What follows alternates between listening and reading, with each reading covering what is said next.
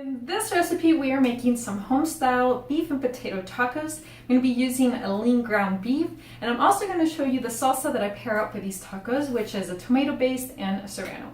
It's super delicious, and these are the type of tacos that when I kind of have like a taco party, my friends truly enjoy it, and they kind of wanted the recipe. So I think if they want it, I'm sure you probably do too. So don't move, because I can guarantee you a satisfied belly.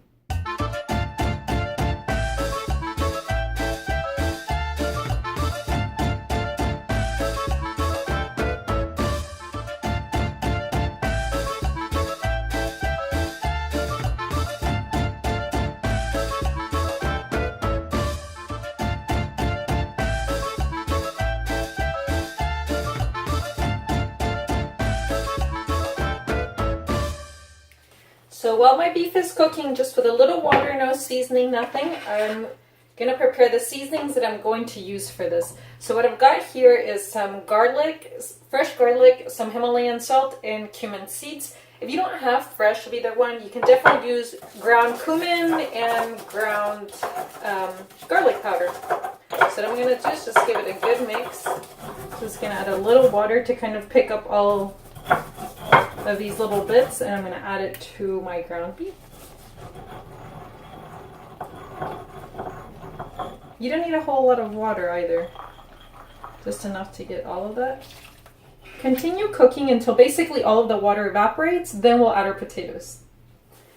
While our meat is going, we're going to get our potatoes and the onions ready. So what I do is just cut these in half, and then I cut again.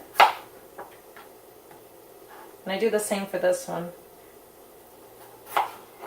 So you want small pieces, but you don't want it to be so small that they end up breaking up in the meat. So I'm gonna do this. I'm using 2 small potatoes per about 1 pound of meat. Kind of smaller than bite size. And now I'm gonna do kind of the same with my onion. So most of our water has evaporated now, and if you could see, whenever I crumbled the ground beef, I still kind of left some pieces. You don't want it to be a bunch of mush.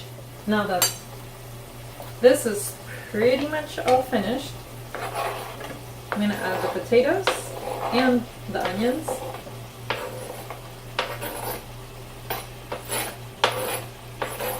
And like I said, there's just a tiny bit of moisture, a little bit of water left.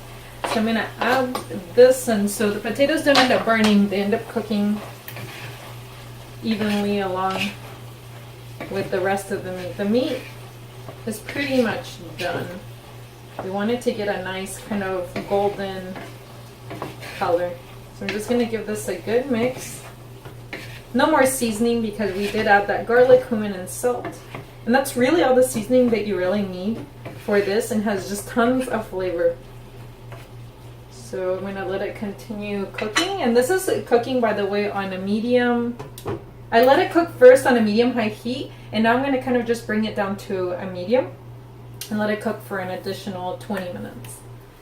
So I don't like to waste time, and while my meat is going, I've got my Serano peppers that I've washed, and I've got them here in a pan without any oil or anything. Water and oil doesn't mix, so trust me, you don't want a huge mess and end up burning yourself. So once these are completely dry, I'll add just a little oil just to kind of saute them up. I want them to get a nice crust. And then I also have hot water going, and I am going to boil just 1 tomato, because I like my salsa to be really spicy. If you want it to be kind of on the mild side, then you probably want to add 2. And then it kind of depends on the peppers. Serranos tend to be spicier than jalapenos. If you want a mild sauce, I would suggest using 2 tomatoes, 2 Roma tomatoes, and jalapenos. And then if you want a spicier salsa, then of course Serranos. And the tomato, I'm just going to kind of let it boil until the skin pretty much breaks apart. We want it to get to that stage. I'm going to give this a good mix.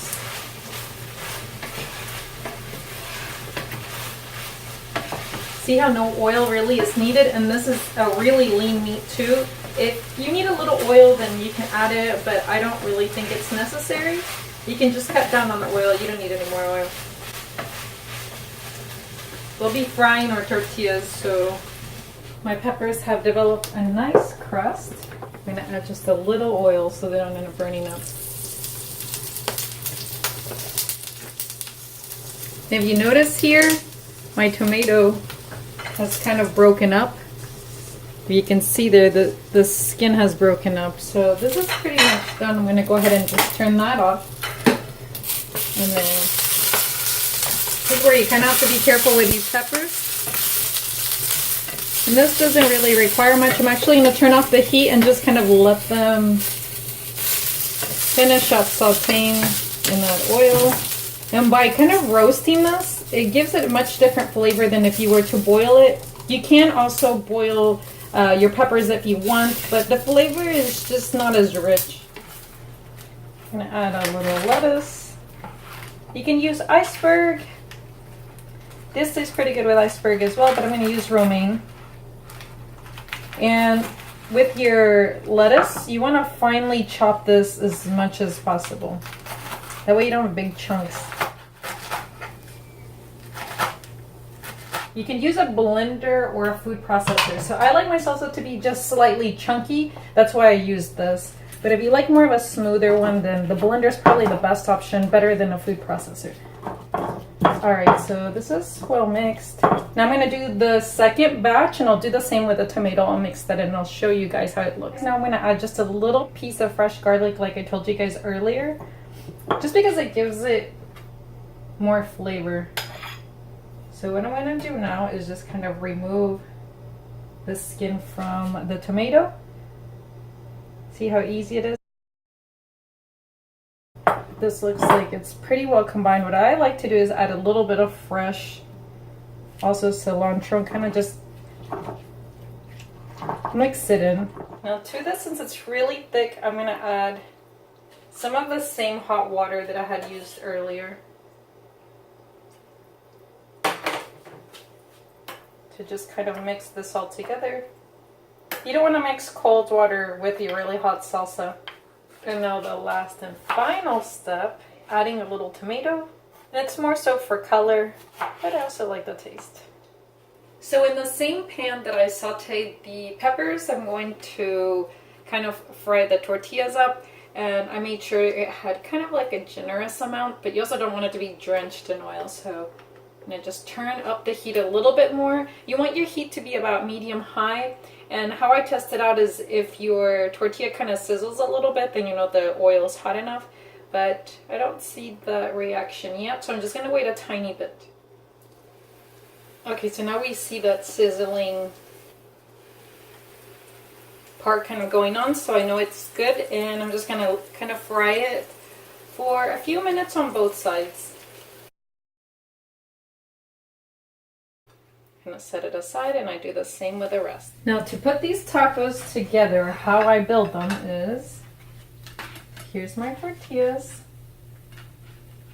I'm going to build a plate of 4. Alright, and we like them kind of crunchy, so if you kind of hear that, that's the signal going on there. So my meat, see how nicely it cooked up, and it didn't really need any oil, just with its like own moisture kind of like cooked up. The next step that I like to add is the lettuce.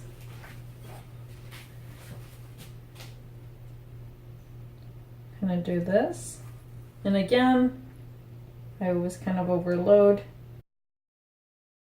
And now for tomato. This might seem Americanized, but I always added cheese to mine. And no taco is a taco, at least in my book, if it doesn't have lime or lemon. So I'm going to add these 2 pieces here.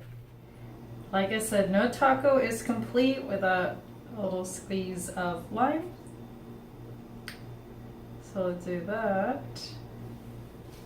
Some salsa. So this is amazing, and I feel bad to be tempting you guys, but A girl's gotta do what a girl's gotta do. So, if you pardon me,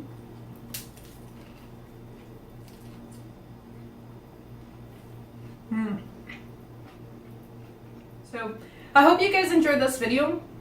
And if you do, please make sure to give it a big thumbs up as it really helps me out.